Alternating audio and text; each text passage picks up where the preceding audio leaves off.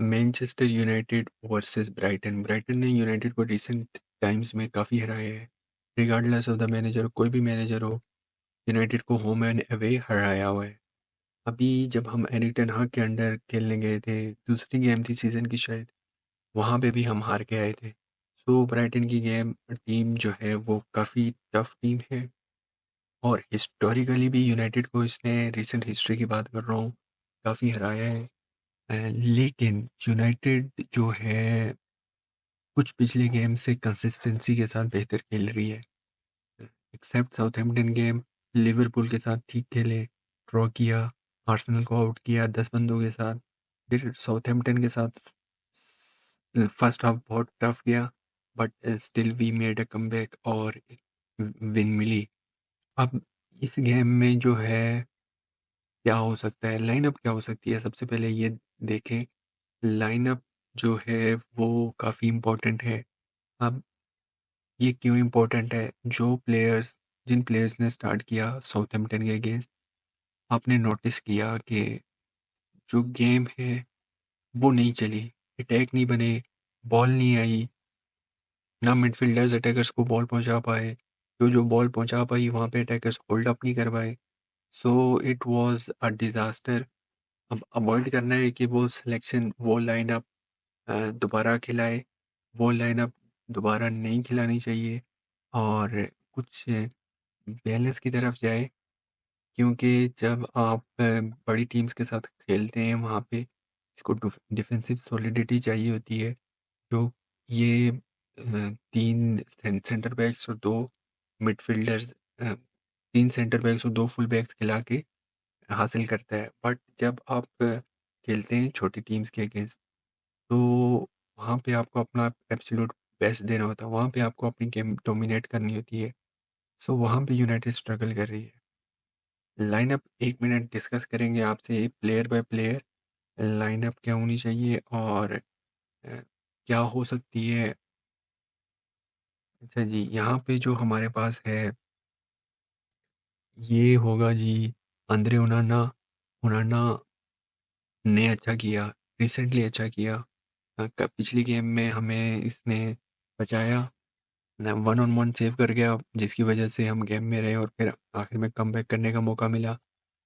लेकिन मैं एक बात बता दूं, ओनाना प्रोन टू मिस्टेक्स है, और जो डिफेंडर्स और गोलकीपर्स हैं, ये हार्श वर्ल्ड है, जालिम दुनिया है, ये आपको आपके मिस्टेक से याद रखती है। सो यहाँ पे भी मिस्टेक से याद रखते हैं, और हमें पता है ओनाना ने काफ़ी मिस्टेक्स की हैं, प्रोन टू मिस्टेक है, बट इसको बेहतर करना पड़ेगा, मिस्टेक एक्सेप्टेबल नहीं है। अब यहाँ पे हैरी मिगवायर होगा, लेज़ांड्रो मार्टिनेज वापस आएगा। अब यहाँ पे डिलीट होगा या यूरो, यूरो बहुत कटा था अ, सुलेमाना से, सो आई थिंक डिलीट होगा यहाँ पे। तो ये बैक थ्री हो गई। उगाटे आएगा वापस, नंबर 6 पे स्टार्ट कर रहा है कंसिस्टेंटली।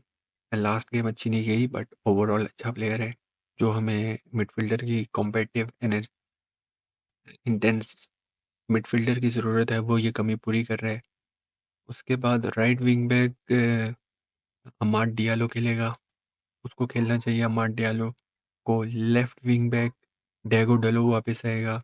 नंबर 8 जो है ना, यहाँ पे क्वेश्चन मार्क है भाई। यहाँ पे कोबी मेनू खेल रहा है, क्या कोबी मेनू गुड इनफ है यूनाइटेड के लिए स्टार्ट करने के लिए? क्या कोबी मेनू गुड इनफ है? कोबी की जो बारे में थोड़ी बात कर लेते हैं भाई। जो कोबी मेनू है उसकी क्या स्ट्रेंथ है, और जो नंबर 8 है उसकी क्या स्ट्रेंथ चाहिए? एक तो उगाटे के साथ खेलने के लिए आपको ऐसा प्लेयर चाहिए जो रन करे मिडफील्ड, जो प्रोग्रेसिव पासर हो, जो गेम का टेम्पो सेट करे, जो गेम का टेम्पो डिक्टेट करे, जो लाइंस को ब्रेक करे, जो लॉन्ग स्विचेस करे। अब ये तमाम चीज़ें, खुसूसियात कोबी मैनू के पास नहीं है, तो हम स्ट्रगल कर रहे हैं। और एक और ख़ासियत कोबी मैनू के पास नहीं है, जो उसकी पेस। जब कभी हाई प्रेस करने जाता है, प्रेस बीट हो जाए, दोबारा ट्रैक बैक करने में बहुत स्लो है ये। अब ये स्लो क्यों है? क्या ये पहले भी स्लो था? मुझे लगता है इसने थोड़ा सा वेट कैरी किया है, गेन किया है, जो कोबी मैनू हमने देखा था एवर्टन के अगेंस्ट डेब्यूट करते हुए, उस कोबी मैनू की फ़िज़ीक में और इस कोबी मैनू की फ़िज़ीक में बहुत फ़र्क है। सो नथिंग हार्श ऑन कोबी, टैलेंटेड प्लेयर है। अब कोबी की जो एट्रीब्यूट्स हैं वो क्या हैं? एक तो ये बॉल कैरियर है, ठीक है? इसके अलावा ये जो है स्पेशल अवेयरनेस, इसकी अटैकिंग सेंस में अच्छी है। उसके बाद ये बॉल लूज़ नहीं करता, बॉल को टेक केयर करता है। उसके अलावा ये हाफ स्पेसेस में अच्छा ऑपरेट कर सकता है। तो ये तमाम खसूसियात इसको एलिजिबल करती हैं कि ये 10 खेले। बट अब ये रूबिन अमोरिम के ऊपर है कि ये भाई कैसे इसको डेवलप करता है, कौन-सी पोज़ीशन में डेवलप करता है। सो मेरा मानना ये है कि यूनाइटेड को एक स्टार्टिंग नंबर 8 की ज़रूरत है। तो अब यहाँ पे देखो,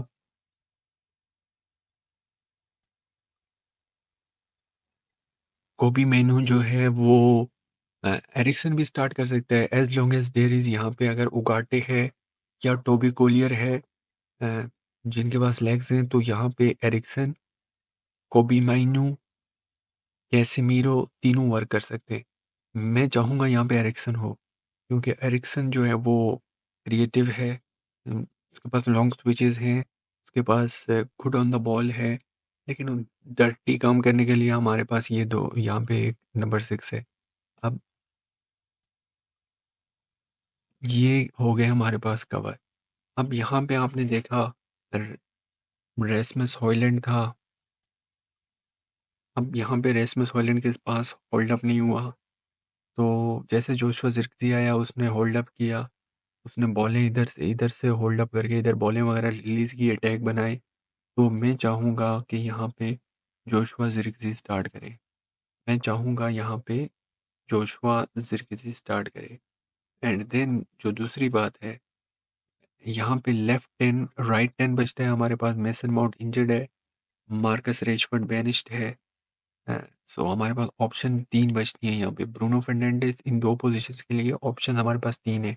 ब्रूनो फर्नांडिस हमारे पास दूसरी ऑप्शन है। ब्रूनो फर्नांडिस को मैं कहूँगा लेफ्ट 10 यहाँ पे खेलना चाहिए, और राइट 10 के लिए हमारे पास ऑप्शन है एंटनी या Alejandro Garnacho. I would go with Antony.